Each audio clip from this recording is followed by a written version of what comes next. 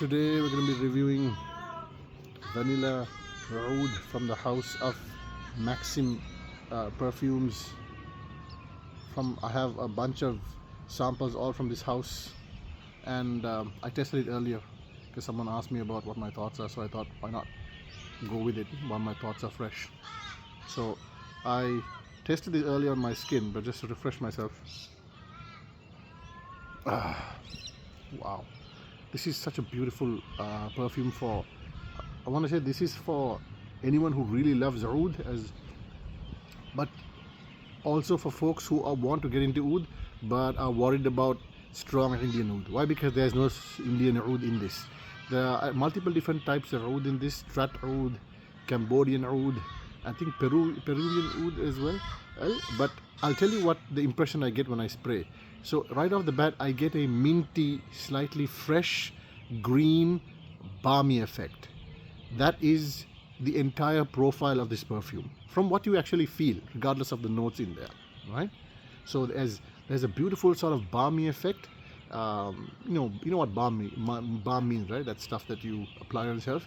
It's green, it's minty as well, and that is the nature of the oud in this. Now, allegedly there's 3 different types of vanilla in this, but I'm not getting any kind of sweetness. But at the same time, it's not sour or barnyardy or anything like that, because that's not the nature of the oud in there.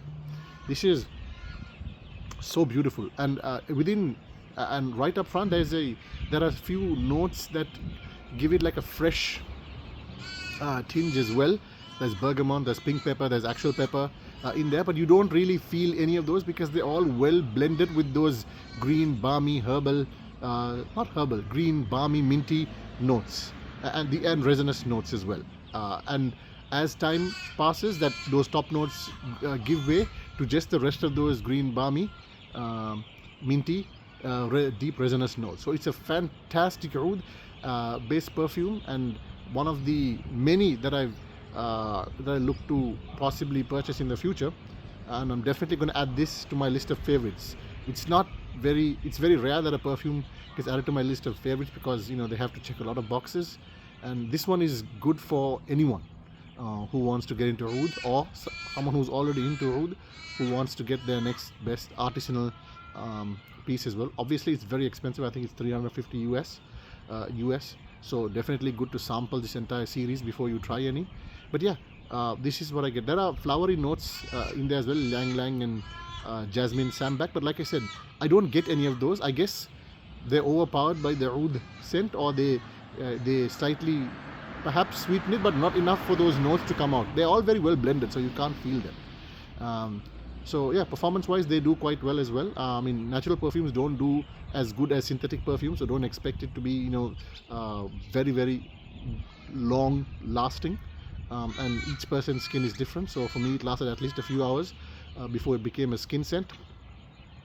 And yeah, that's really it. So take a look and give it a sample if you can. This entire line is worth.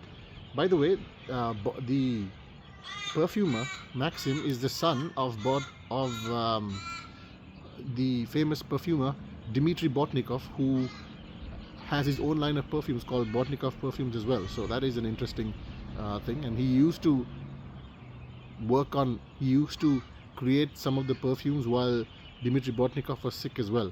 Some of the perfumes that weren't really liked apparently in the artisanal oud community, because they had a heavy dose of, well, fresh sort of notes up front, and I guess some folks in the community didn't like that. Well, that's a bit of a history lesson on this perfumer, but so what I can tell is learn from those experiences and those feedback, because this is like a next level up. So yeah, definitely worth looking into.